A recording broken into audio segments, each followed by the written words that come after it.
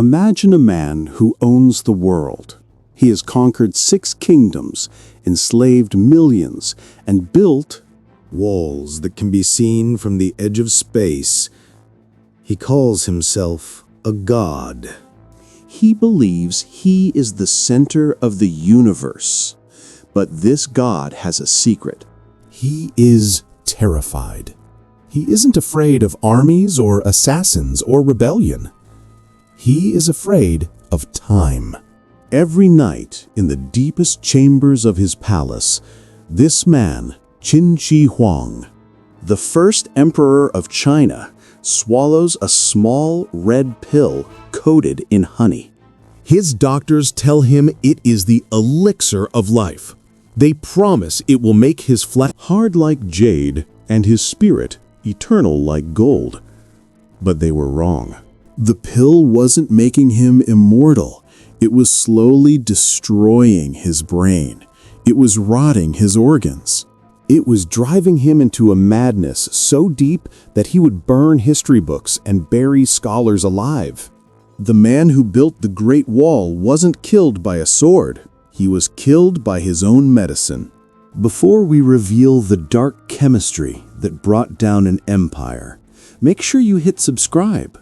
You don't want to miss the stories that history tried to bury. To understand why a genius military strategist would voluntarily drink poison, we have to understand his trauma. Qin Shi Huang wasn't born a monster. He was born a hostage in a foreign land. He grew up surrounded by enemies.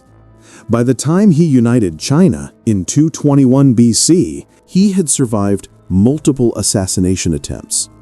The most famous one involved a hitman named Jing Ke, who hid a poisoned dagger inside a map. The dagger missed the emperor by inches. That moment changed him forever. He realized that no matter how much power he had, a single piece of metal could end it all in a second. Death became his obsession. He stopped sleeping in the same room 2 nights in a row. He built a complex of palaces, connected by covered tunnels, so that no one, not even his own generals, knew exactly where he was. He became a ghost in his own kingdom. But hiding wasn't enough. He didn't just want to be safe. He wanted to be eternal. He wanted to defeat biology itself. And this is where the con artists stepped in. In ancient China, the line between science and magic was blurry. There was a class of people called Fangshi, masters of the esoteric arts. They told the emperor exactly what he wanted to hear. Death is not natural. It is a failure, and it can be cured. They told him legends of the immortals living on mythical islands in the Eastern Sea. These beings, they claimed, drank a special elixir and lived for 10,000 years. Desperate, Qin Shi Huang funded massive expeditions. He sent a sorcerer named Xu Fu with a fleet of ships and 3,000 young boys and girls to find these islands. They never found the islands. In fact, Xu Fu knew if he returned empty-handed, the emperor would execute him. So legend says he simply sailed away and founded Japan.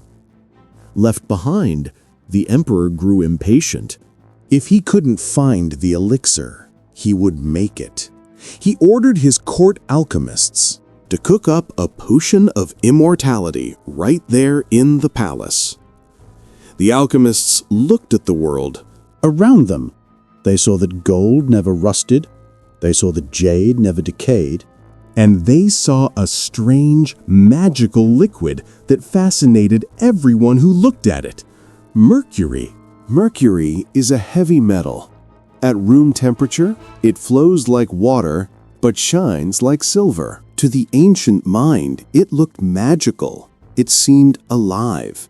The alchemists mixed mercury with sulfur and other minerals to create cinnabar, a bright red ore. They rolled this into pills. From a modern medical perspective, we know exactly what happens when you ingest mercury. It is a neurotoxin. It attacks the central nervous system. The emperor likely experienced what is known as erethism, or Mad Hatter disease. The symptoms? First, a metallic taste in the mouth. Then, uncontrollable tremors. His hands would shake so badly he couldn't hold a scroll. Then comes the psychological collapse, extreme irritability, depression, and crushing paranoia. Historical records describe Qin Shi Huang in his later years as increasingly erratic. He became violent and impulsive. When scholars criticized his rule, he didn't just debate them. He ordered the burning of books and burying of scholars. Hundreds of intellectuals were buried alive. Was this just tyranny? Or was it the mercury eroding the part of his brain responsible for empathy and logic? He began to see spirits. He fought battles against invisible giant fish in the ocean with a crossbow. The man was hallucinating his own war against nature. In 211 BC, a meteor crashed in the lower reaches of the Yellow River. On the stone, someone carved a message. The first emperor will die, and his land will be divided. When the emperor heard this, he didn't reflect on his mortality. He sent troops to the village, executed everyone who lived nearby, and destroyed the stone. Terrified by the omen, his advisors told him he needed to travel. They said the movement would confuse the evil spirits chasing him. So the emperor began his fifth and final tour of Eastern China. But by now, the medicine had done its work. He was likely suffering from organ failure. His kidneys were shutting down. The mercury had accumulated in his brain. He was a dying man in a moving box, surrounded by thousands of soldiers who thought he was a god.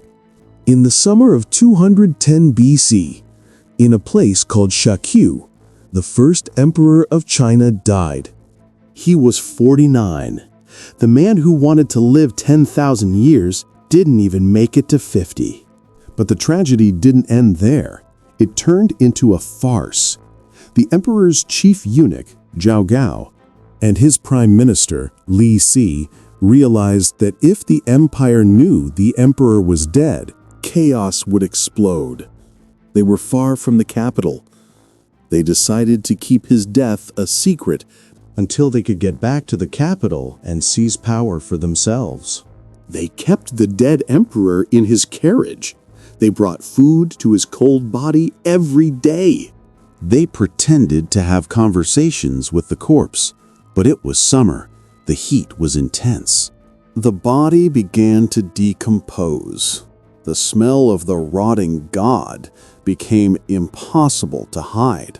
So the prime minister came up with a plan that is perhaps the most humiliating footnote in history. To mask the smell of the decomposing emperor, they ordered carts full of rotting salted fish to be pulled immediately behind and in front of the royal carriage. Think about that.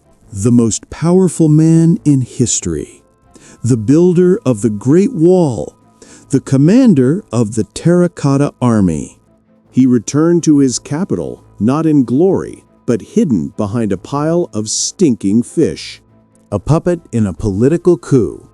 When they finally buried him, they placed him in the tomb we discussed in our last video, the one with the rivers of mercury. There is a cruel irony here. Modern soil samples around the tomb show astronomically high levels of mercury. He surrounded himself with the very poison that killed him.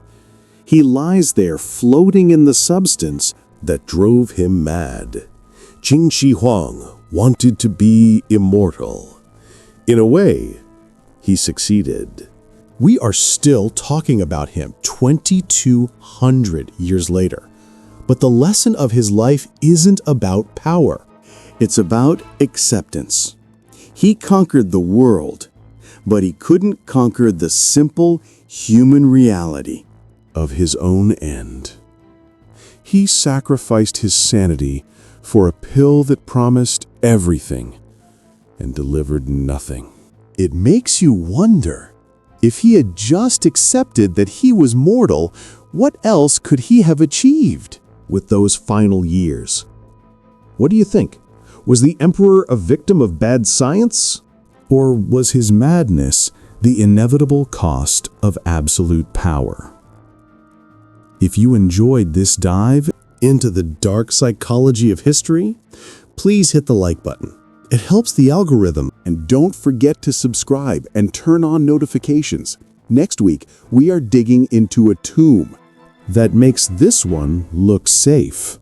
You won't want to miss it. See you in the next story.